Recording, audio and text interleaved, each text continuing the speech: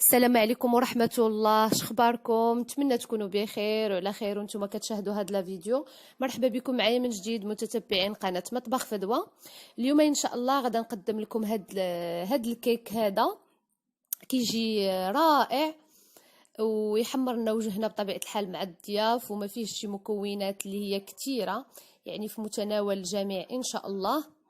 اللي كيشاهد لاول مره القناه ديالي ما ينسانيش باشتراك لايك وفعلوا الجرس باش يوصلكم جميع وصفاتي ان شاء الله. خليكم معايا لاخر لا فيديو. كيف ما شفتوا هنايا عندي الكيكه، جوج حبات ديال البيض، عندي ساشيه ديال الفاني، جوج ساشيات ديال الخميره كيماويه، عندي هنا نصف كاس ديال الحليب، نصف كاس ديال السكر سنيده حبيبات، نصف كاس ديال الزيت نباتيه اولا كاس لاروب، قبصه ديال الملح، وعندي هنايا 9 المعالق ديال الفورس، 9 المعالق ديال الدقيق الابيض. غادا ناخذ جبانه، غادا ننزل فيها هذوك الحبات ديال البيض اللي عندي.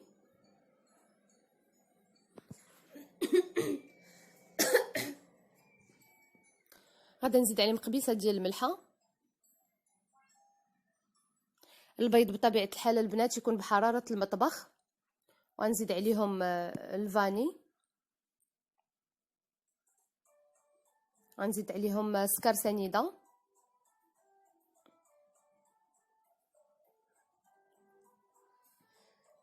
وغادا نطلعهم مزيان بالباطوغ حتى كيتضاعف ليا الحجم ديال الخليط اللي عندي.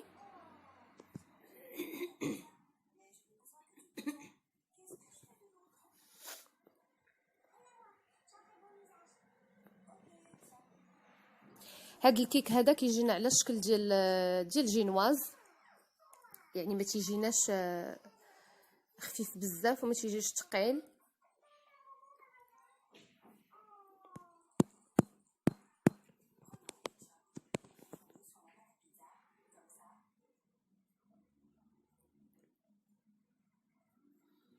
كيف ما شفتوا بعد ما تضاعف لي الحجم ديال الخليط انا كنزيد عليه الزيت وكنضرب واحد شويه.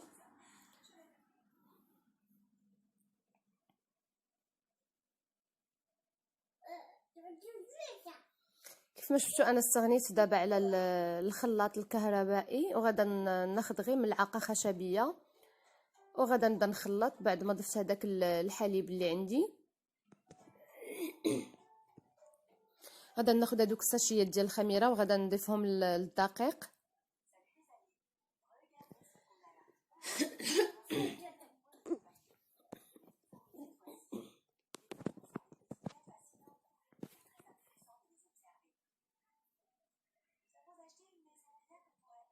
وغادا نخل هذاك الدقيق بشويه بشويه حتى كنسالي الكميه اللي عندي كامله، وانا كنخلط بطبيعه الحال بهذيك الملعقه خشبيه، اولا نقدروا نديروا الفوي.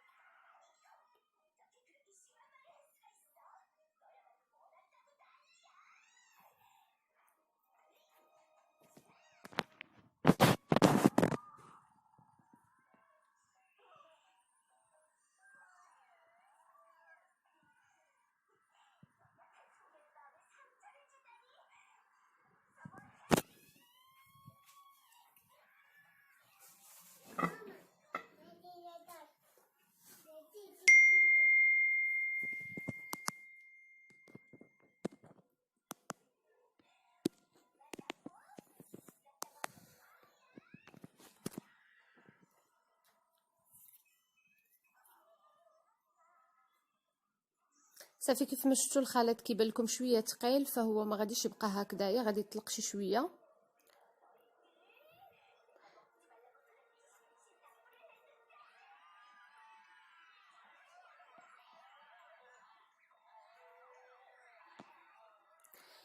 هنايا خديت هاد لو مول هذا ديال الزاج ودهنته بالزبده ورشيته بالدقيق.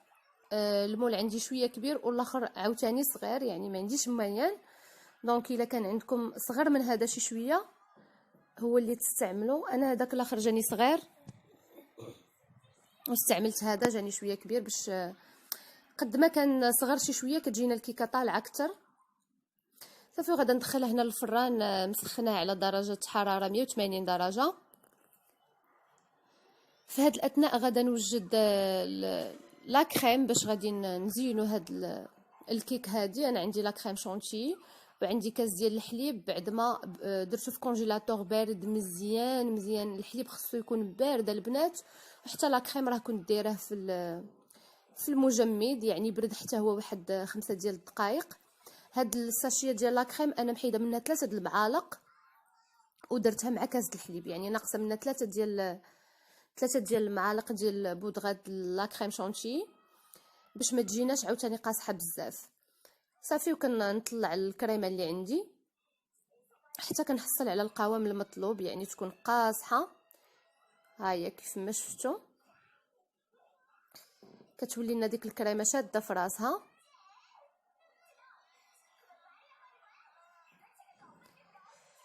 الكيكه بعد ما خرجتها من الفران وخليتها واحد 10 ديال الدقائق غادا نسقيها بكاس ديال الحليب، يعني كاس الحليب بارد عادي بحراره المطبخ. وملي كنسقيوها كنديروها في الثلاجه واحد ساعه تقريبا، عاد كنزينوها بهذيك الكريمه وصلصه الكراميل. انا هنايا ما خليتهاش بردات بزاف، يعني غير شويه وزينتها زربت عليها. دونك نتوما لا قدرتوا تخليوها ساعه كان احسن. صافي وغادا ننزل عليها هذيك لا كريم شونتي اللي عندي، درتها في المجمد بردات ليا شويه بزاف، يعني ما ديروش في حالي تخليوها تتبرد تجمد لكم في مرات تجيكم شويه صعيبه في التزيين في الخدمه. صافي غادا نحاول نطلق هاد لا كريم اللي عندي ونرجع معكم ان شاء الله. بعد ما اطلقت هذاك الكريم فوق الوجه ديال الكيكه غادا نزينها بالكريم الفوق بالكراميل، عفوا صلصه الكراميل راني ديجا حاطاها معكم في لاشين. صافي كنخويوها هكا يعني عشوائيه وكنحاولوا نقادوها على سطح هذيك الكيكه.